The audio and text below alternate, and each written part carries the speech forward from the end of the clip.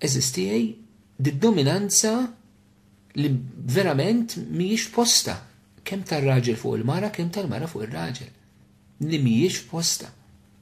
Hija nuqqas kbir ta' rispett li tweġġa' l-persuni u ċerti weġġat mhux għalkemm tfejjaqhom fil-ħajja. Mhux għalkemm tfejjaqhom. U jekk inti tissegwini u għandek dil-attitudni dominanti taħseb li kollox huwa tiegħek huwa tajjeb għażis hija eżis oħti, biddel dil-attitudni tiegħek għax qed tagħmel ħsara. Mingħajr ma taf forsi, jew forsi taf ukoll, qed tkun kawża li qed tkisser bil-mod il-mod u qed tnaqqar l-għaqda fiż-żwieġ u l-familja. Id-dominanza mhux biss bejn il-koppja, manka d-dominanza bejn il-ġenituri u l-uliet. Il-ġenituri di jifmu li f'ċerti għażliet, f'ċerti momenti, f'ċerta faxxa ta' età ma jistgħux ikunu dominanti fuq ulidhom bħal meta jkunu żgħar, imma jridu jitalmu jakkumpanjawhom issa.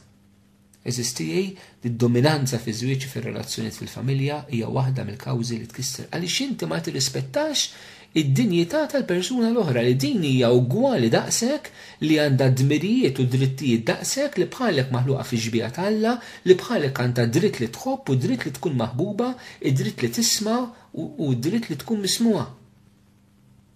Mhux kollox kif tgħid int. U tkun tant ċerti affarijiet fejn tidħol opinjoni tista' tvarja, ġifieri mhux bil-forsi naqblu f'kollox, imma l-proċess li nitkellmu anke dwar dak li ma naqblux jurina rispett lejn id-dinjità ta' xulxin. Imma jekk fiż-żwieġ u fil-familja se nkasbru d-dinjità tal-persuna l-oħra, allura nibdew inkissru eżisti dil-għada.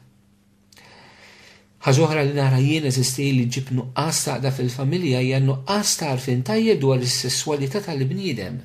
Li ħafna drabi fi żminijietna permezz tal-internet imma mhux biss hija mħassra bil-pornografija. Ġtieq nagħmilha ħafna ċara ma noqogħdux neħbew dwar dawn l-affarijiet anke fil-knisja eżistijaj, anke nies li jiġu l-knisja regolari. Il-pornografija mhux speċjali fl-internet qed taħkem bil-mod il-diversi persuni. U kemm irid noqogħdu attenti minn dan l-ingann li daħal fin fid-djar tagħna. Illum m'hemmx għalfejn tmur tikri film pornografiku.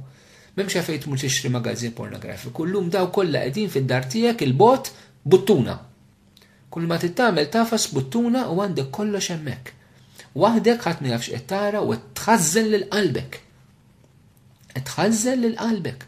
U din tkissirlek il-viżjoni tiegħek tas-sess u tal-persuna l-oħra. Imbagħad tmur ma' martek u ma' żewġek tittamel dak li tara u l-persuna l-oħra tħossha użata u sfruttata. Użata u sfruttata u int min taħseb li se joqgħodlok biex ikun użat u biex ikun sfruttat minnek. Min taħseb li se jaċċetta dil ħaġa? Mhumiex affarijiet li għandna naċċettaw. Eżistijaj sfortunatament illum il-ġurnata però kissirna d-dinjità ta' dik li hija verament is-sesswalità fil-bniedem minħabba dil-pornografija li hija perversa u li qed taħkem il-moħħ u l-qalb ta' diversi. Kawża oħra li nara eżistijaj fejn tidħol in-nuqqas tal-għaqda fiż-żwieġ u l-familja, il-problemi ta' fuq ix-xogħol eżistijaj. Jew minħabba nuqqas ta' xogħol, allura toħloq problema finanzjarja, jew għaliex maħniex inlaħqu biżejjed, allura rridu naħdmu iktar fuq ix-xogħol, allura dak inaqsilna mliħin tal-familja. Jew problemi diffikultajiet serji, inġustizzji, gwaj, inkwiet li konna fuq ix-xogħol li ma nitalmux inħalluhom ftit hemm imma nġibuhom magħna lura d-dar u jkissru mhux biss ix-xogħol, allura jkissru anke l-familja. Ċertament ix-xogħol huwa element essenzjali u importanti fil-ħajja taż-żwieġ u l-familja. Però noqogħdu attenti li l-problemi tagħna tax-xogħol ma nħalluhomx ikissru l-familja. Nistgħu naqsmuhom mal-familja ma mhux inġibu r-rabja u nittrasportaw fuq il-familja. Jiġifieri fuq ix-xogħol biex ma taqlax inkwiet toqgħod siket u mbagħad tmur id-dar u tinfex fil-mara u fit-tfal jew fir-raġel fit-tfal. Noqogħdu attenti eżistijaj għax nispiċċaw inkissru l-iktar nies li nħobbu bir-rispettu ma' li nġibu fuq ix-xogħol. Verament, minn ikun għaddej momenti jibsa u stress fuq ix-xogħol, il-persuna l-oħra li tiġi lura d-dar tittifmu u tittifhimha, però noqogħdu għandek tiġibu rana wkoll. Aħseb wara meta jkollna ġiex persuni jaħdmu jew il-membri kollha tal-familja jaħdmu, jiġu fil-għaxija d-dar jekk jintaqgħu flimkien kollha bl-istess tensjoni differenti, x'rebbu se jkollna. Irridu nibżgħu għal xulxin eżistijaj, irridu nitalmu kif ngħixu daw is-sitwazzjonijiet li nerġgħu huma komplessi u mhux dejjem faċli, però rridu niftħu għajnejna ma nkunux għomja u nibqgħu mixin. Biex ma nsemmix ukoll problema oħra hija l-vizzijiet li irdu l-familja eżistijaj u l-għaqda. Il-vizzijiet bħal huwa xorb pereżempju. Il-flus li jintefqu fl-alkohol, persuni li huma alkoholiċi. li apparti jġibu problemi finanzjari, jġibu problemi ta' umiljazzjoni fil-familja, jġibu xi kultant anka swat u ġlied, u jġibu problemi seri. Problemi seri. L-istess bħal huwa l-lob tal-flus. Il-lob tal-flus anke għandna postijiet fejn illum tmur tista' tilgħab il-flus mingħajr ebda kontroll ta' xejn. U tġib problemi seri gwaj fil-familja tiegħek, kapaċi tfalli familja u ddaħħal familja sħiħa f'tant inkwiet u tant nisibħatu. Bħal mija droga. Id-droga li teqret. Tant teqret għax tibda ġib tisraq flus anka mill-istess ommok u missierek u liedek kutek u teqret l-imħabba vera, tkisser, daw il-vizzijiet eżistijaj. L-kultura tagħna saru xejn mu xejn. Xejn mu xejn. Fej tidħol anka relazzjonijiet barra miżwieġ li qed ikissru l-għaqda fiż-żewġ u l-familja. Illum sikkitna l-kuxjenza tagħna biex ma nisimgħux il-kelma adulterju u l-kelma adulterju li bnija f'kelma partner li tinstema sabiħa bil-partner. Biex ma ngħidux li huwa adulterju, ġek xi ħadd jgħidlek il-partner li ġifieri qiegħed f'adulterju int. Ġak li tfisser. U rridu ngħiduha kif inhi aħna bħala nsara. Sfortunatament eżistej anke l-miżewġin insara, miżewġin kattoliċi. Qegħdin naqgħu f'dan id-dnub u qed nagħmluh mhux xejn.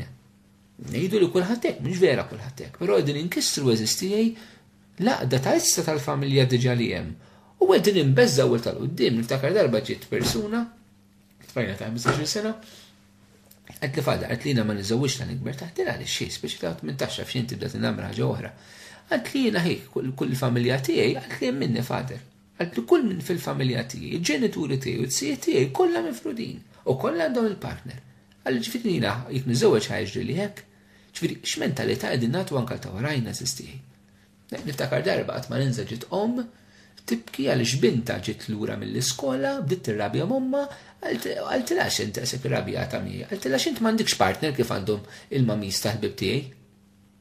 Proset mela, kważi qed inġibu s-sitwazzjoni li min qed jgħix tajjeb inġelu ħossu li qed jgħix ħażin. Ġifier qegħdin f'sitwazzjoni tisissi li ma nistgħux nintelqu. Ma nistgħux nintelqu quddiem dawn ir-realtajiet. Irridu nibqgħu sodi fil-fidi tagħna, fil-kelma talla, f'dak li tallimna l-Knisja. Ħaġa oħra li nsib eżissi li tkisser l-eruq tal-familja eżissi il-vjolenza wkoll domestika. Hekk persuni li huma vjolenti li jsawtu l-xulxin. Li jsawtu l-xulxin irġiel in-nisa, nisa l-irġiel għax jesisti wkoll, u anke l-ġenituri l-ulied, jew l-ulied u l-ġenituri. Is-swat il-vjolenza li tkisser l-għaqda u l-imħabba eżisti dan kollox ma tafx tikkontrolla lilek innifsek. Għax ma tafx tikkontrolla lilek innifsek. Imbagħad ukoll eżistijej irridu nifhmu illi wara dan kollu li dawn kollha li semmejtu ma kollha dnubiet djufijiet jgħidulhom it-trid fil-bniedem, però hemm li tax-xitan. Ix-xitan jobot il-familja. Nixtieqek tgħidha lilek innifsek f'dan mument. Ejda, ix-xitan jobot il-familja tiegħi. Ejda, ix-xitan irid ikisser il-familja tiegħi. Ejda, ix-xitan ma jaħminlix. Ix-xitan ma jridx jarak kuntent, ix-xitan ma jridx jara l-familja tiegħek kuntenta. Ix-xitan ma jridx jarak kuntent fiż-żwieġ tiegħek, irid ikisser bħalma kisser fil-bidu l-għaqda bejn Adam u Eva. Dejjem jidħolu fin-nofs biex jifred dal-sinjal tal-imħabba. U għaliex Satana jobot eżistijej il-familja u ma jħallix il-familja tkun maquda.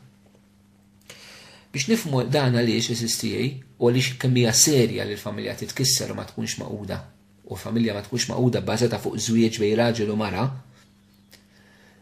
irridu nifhmu eżistijej iżbuħija tal-ħolqien tar-raġel u l-mara f'relazzjoni bejniethom fi żwieġ skont il-pjan ta' Alla. Alla eżistijej huwa Alla Trinità, Missier ben Spiritu Santu, komunjoni, komunità ta' mħabba. U Alla li taħalli d-ġbija tiegħu fil-bniedem, Alla ħalaq il-bniedem fi ġbija tiegħu, ma x'ħalaq fi ġbija tiegħu. Hija relazzjoni komplementarja bejn ir-raġel u l-mara illi tidher anke fil-ġisem tal-bniedem, il-komplementarjetà bejn ir-raġel u l-mara, li tfisser dil-laqda ta' mħabba li tista' tinħoloq bejniethom li tirrifletti l-imħabba ta' Alla mela f'kelma waħda. Alla fl-Antik Testament qal lill-bniedem biex ma jagħmilx ġbija tiegħu. Għaliex? Għax kien Alla li jagħmel ġbija tiegħu, għamel lill-bniedem li r-raġel u l-mara maħluqin fl-imkien